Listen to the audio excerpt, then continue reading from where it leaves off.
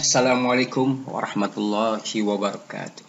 Alhamdulillahirabbil alamin. Assalatu wassalamu ala asyrafil anbiya'i wal mursalin. Sayyidina Muhammad wa ala alihi washabbihi ajmain. Apa kabar semua anak-anak? Alhamdulillah. Sehat walafiat semuanya? Alhamdulillah. Baik, pada kesempatan kali ini kita akan membicarakan tentang fakta dan opini. Pada video sebelumnya kita sudah berbicara tentang bagaimana teks editorial seperti pengertiannya, jenis-jenisnya, ciri-cirinya, sifat-sifatnya. Ya, masih ingat kan? Masih ingat. Apa itu teks editorial? Yaitu teks yang berisi pandangan redaksi terhadap suatu isu atau peristiwa yang aktual, fenomenal, atau kontroversial. Baik, pada video kali ini ya, Bapak akan mencoba memberikan sedikit pembahasan mengenai fakta dan opini. Ya. Yang pertama, nanti kita akan bahas, kita akan lebih memahami apa yang dimaksud dengan fakta dan opini. Kemudian kita melihat juga ciri-ciri fakta itu bagaimana, ciri-ciri opini juga bagaimana, bentuk-bentuk fakta dan opini dalam teks itu bentuknya apa saja. Kemudian bagaimana contoh kalimat fakta dan opini. Kemudian syarat-syarat membuat opini yang baik itu seperti apa. Dan yang terakhir nanti kita ada latihan bagaimana menentukan fakta dan opini dalam sebuah teks. Oh ya, masih ada yang terakhir, latihan membuat tanggapan berdasarkan isi teks. Fakta, ya, saya rasa fakta ini kita sudah tahu ya, fakta itu nyata. Ya. Hal, keadaan, peristiwa yang merupakan kenyataan atau sesuatu yang benar-benar terjadi. Jadi kalau hal atau keadaan atau peristiwa itu benar-benar terjadi, maka dia termasuk fakta. Ciri-ciri fakta yang pertama bersifat pasti dan benar-benar terjadi. Ciri yang kedua tidak dapat dibantah karena dapat dilihat, dapat didengar, dapat dibuktikan, atau diketahui orang banyak. Fakta dapat berupa peristiwa yang nyata dan data-data yang terkait. Bentuk dan jenis fakta. Jadi fakta itu bisa berbentuk peristiwa. Ya, peristiwa yang nyata. Bisa berbentuk data-data hasil pengamatan, hasil penelitian. Bisa pula berbentuk gambar peristiwa atau rekaman peristiwa nyata dan lain sebagainya. Contoh kalimat yang berisi fakta. Jumlah siswa di kelas 12 IPA 1 SMA ITB sebanyak 30 siswa. Data ini menunjukkan angka yang bersifat pasti. Ini contoh ya. 2. Harga LPG 12 kg dari Rp100.000 naik menjadi Rp130.000. Ini juga angkanya bersifat pasti ya. Angka pasti 100.000, 130.000 ini bersifat pasti. Kemudian di lokasi yang relatif jauh dari pangkalan, harga LPG 12 kg bisa mencapai Rp150.000 sampai dengan Rp200.000. Ya, itulah contoh beberapa dari kalimat fakta. Sekarang bagaimana dengan opini atau pendapat? Opini adalah suatu pandangan, keputusan atau sebuah taksiran yang terbentuk di dalam pikiran seseorang, ya, dalam pikiran seseorang mengenai suatu persoalan tertentu. Jadi pandangan itu cara pandang, cara melihat suatu hal itu tiap orang kan berbeda-beda ya anak-anak. Contohnya saja kasus misalnya saja maraknya balapan liar. Ya di kota-kota besar itu sering terjadi balapan liar.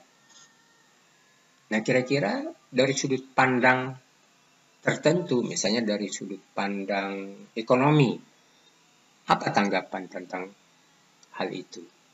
Dari sudut pandang moralitas, apa tanggapannya tentang balapan liar itu? Dari sudut pandang pendidikan agama, ya kalian bisa memberikan pandangannya. Ya, itulah yang disebut dengan opini. Opini itu merupakan hasil dari sudut pandang tertentu. Keputusan atau taksiran, jadi menaksirkan saja. Namanya taksiran itu, ditaksir itu kan tidak bersifat pasti. Itulah yang termasuk atau salah satu ciri dari opini. Untuk lebih jauhnya kita lihat ciri-ciri opini. Satu, tidak dapat dibuktikan kebenarannya. Ya, jadi dia belum pasti sifatnya. Bersifat subjektif, penilaian diri sendiri, bersifat pribadi. Ya, penilaian pribadi. Kemudian tidak memiliki narasumber. Ya, ada data, tapi begitu ditanya, ditelusuri data itu ternyata tidak ada sumbernya. Nah, itu juga termasuk opini. Dapat dibantah. Artinya dapat dibantah, tiap orang tidak sama tanggapannya tentang itu. Dan nanti kita akan lihat bagaimana ciri opini ini, ciri-cirinya ini dalam contoh-contoh yang nyata. Kemudian menunjukkan peristiwa yang belum pasti terjadi atau terjadi di kemudian hari. Sesuatu belum terjadi udah disampaikan, itu namanya tanggapan. Contoh, wah nanti malam nih akan terjadi hujan lebat ini. Karena di atas itu, awan bukan main pekatnya ya. Tahu-tahu malam cerah, tidak ada terjadi hujan. Nah, itulah yang disebut dengan opini, sesuatu yang belum pasti terjadi. Jadi pengertian opini adalah di dalam teks editorial, tanggapan redaksi untuk mendukung pandangan atau sikapnya terhadap satu peristiwa yang sedang dibahas. Peristiwa itu bisa peristiwa aktual, fenomenal, dan kontroversial. Bentuk-bentuk opini. Opini itu tidak hanya satu bentuk, anak-anak. Bentuknya beragam. Nah, di dalam sebuah teks atau dalam teks editorial, teks artikel, teks apa saja, itu opini itu bentuknya ada berbentuk pertanyaan, bisa berbentuk penilaian, bisa berbentuk kritik, bisa berbentuk harapan, persetujuan, penolakan, saran, dan lain sebagainya. Nah, ini syarat-syarat memberikan opini yang baik. Ya. Syarat yang pertama, kalimatnya singkat, padat, dan jelas. Jadi kalau opini itu disampaikan dengan panjang, lama-lama nanti tidak jelas apa yang mau disampaikan. Kalimatnya berbelit-belit ke sana kemari dulu. Ya. Sebaiknya opini kita itu kalimatnya tidak usah panjang, singkat. Padat, isinya nih berisi padat. Kemudian jelas apa yang akan kita sampaikan. Bahasanya baik dan sopan. Nih, gunakan bahasa yang mudah dipahami orang lain. Jangan menggunakan bahasa yang tidak dipahami. Nah, kemudian sopan. Ya, jangan sampai bahasa kita membuat orang lain tersinggung. Bebas dari emosi dan subjektivitas. Jangan emosi. Masa memberikan saran kepada guru harus melempar melempar kursi, memukul meja. Ini contoh yang tidak baik ya. Ya tidak begitu ya. Ya, jauhkan pendapat kita dari emosi dan subjektivitas, penilaian diri sendiri saja. Ya. Kemudian argumentasi disertai fakta-fakta atau data dasar. Sebaiknya pendapat kita itu didukung oleh fakta-fakta. Didukung dengan data-data. Supaya orang lain ya atau lawan kita berbicara, bisa menerima, bisa membenarkan, bisa meyakini apa yang kita sampaikan. Tidak menyerang atau menyudutkan individu atau kelompok, melainkan menanggapi pendapat yang dilontarkan. Ya. Jadi yang kita serang itu bukan individunya, bukan kelompok tertentu. Yang kita tanggapi adalah pendapat dari orang itu atau pendapat dari kelompok itu. Itu yang kita tanggapi, bukan orangnya. Nah, sesuai dengan pokok permasalahan. Ya, jangan sampai keluar dari apa pokok permasalahannya. Ya, jadi tanggapan kita harus sesuai dengan pokok permasalahan. Nah, inilah beberapa syarat membuat opini. Jadi diingat, ini syarat-syaratnya. Contoh kalimat opini. Ingat, tadi bentuk-bentuk opini, apa saja bentuknya? Bagus, ada yang berbentuk pertanyaan. Ada yang berbentuk saran, ada yang berbentuk penilaian, ada yang berbentuk kritik, ada yang berbentuk persetujuan, penolakan, dan sebagainya. Contoh kalimat opini. Hidup di desa akan jauh lebih enak daripada hidup di kota. Ini masuk kritik ya? Penilaian ya, menilai ya? Iya. Menurut penilaian sebagian orang, hidup di desa itu katanya lebih enak daripada di kota. Ya, enggak juga Pak. Iya, menurut saya lebih enak di kota. Di kota ini apa saja kita ada. Kalau di desa kan serba terbatas. Nah, itulah contoh opini. Bisa dibantah. Setiap orang berbeda sudut pandangnya. Nah, nomor 2. Menjadi orang kaya itu mudah. Menjadi orang kaya itu tidaklah mudah bagi kita. Yang bagi sebagian orang susah menjadi orang kaya itu.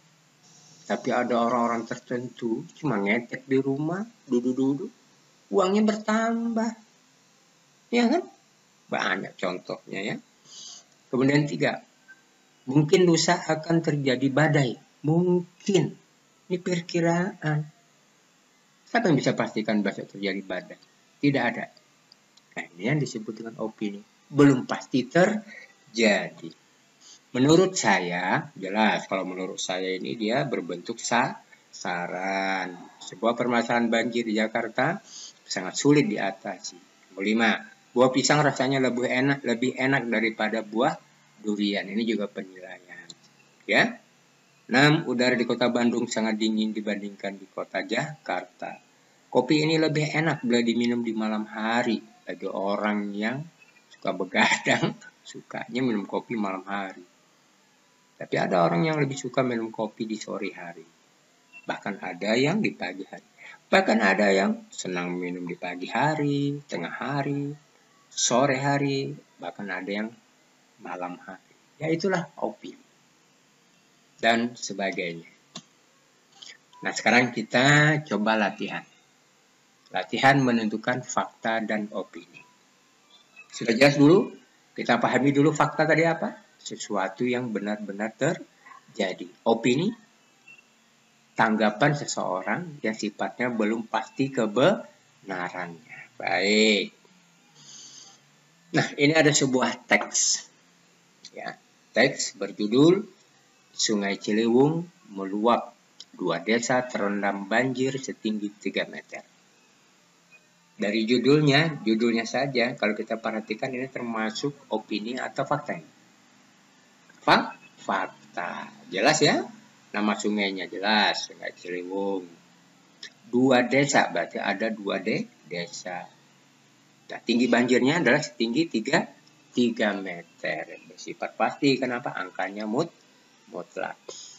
Nah, terjadi banjir bandang di sekitar Sungai Ciliwung. Ya, fakta. Banjir tersebut disebabkan hujan turun sangat deras dari pukul 19 sampai pukul 9. Ya, ada waktu yang jelas ini. Ya. Akibatnya terdapat 2 desa terendam air setinggi 3 meter. Ya, ini paragraf pertama ini bersifat fakta. Sebanyak 137 keluarga kehilangan tempat tinggal karena banjir tersebut. Ini ada data yang pasti. Ya. Pemerintah segera memberi bantuan berupa tempat pengungsian, air bersih, makanan, minuman, obat-obatan, dan pakaian. Ini juga fakta. Mari kita perhatikan paragraf 3. Sebelumnya juga pernah terjadi banjir di desa ini sekitar 2 tahun yang lalu. Sekitar 2 tahun yang lalu. Sekitar ini menunjukkan ketidakpastian. Kan? Ya, 2 tahun yang lalu. Bisa-bisa kurang dari 2 tahun yang lalu. Nah, ini yang disebut dengan opini. Tetapi banjir tahun ini lebih besar. Oh, lebih besar katanya, kata dia. Mungkin bagi yang lain tahun lalu lebih besar daripada tahun ini. Ini yang namanya opini, bisa dibantah. Salah satu penyebabnya juga diduga karena kebiasaan masyarakat sekitar yang membuang sampah. Ini jelas sekali berisi dengan opini. Nah, anak-anak, inilah hasil latihan kita untuk menentukan fakta dan opini. Kalian nanti jika ada tugas bisa menyusunnya seperti ini, kalimat fakta. Kalian tuliskan beberapa kalimat, ya. 1, 2, 3, 4, 5. Dan seterusnya. Kemudian juga opininya, ya, kalian bisa tuliskan seperti ini. Baik, demikian pembahasan fakta dan opini dalam sebuah teks editorial. Ya, teks editorial sudah jelas, teks yang berisi opini atau tanggapan dari redaksi terhadap suatu permasalahan. Ya, di dalamnya tidak selalu serta-merta 100% hanya berisi opini. Tapi di dalamnya juga terdapat fakta-fakta. Fakta-fakta tersebut digunakan untuk mendukung argumentasi. Atau fakta-fakta yang ada dalam teks editorial digunakan untuk mendukung pendapat atau tanggapan. Mudah-mudahan pembahasan pada hari ini bisa menambah wawasan kalian semua. Ya, demikian, sampai bertemu kembali pada video-video selanjutnya. Terima kasih atas perhatian kalian. Selalu semangat dalam belajar. Jangan lupa menjaga kesehatan selalu. Wassalamualaikum warahmatullahi wabarakatuh.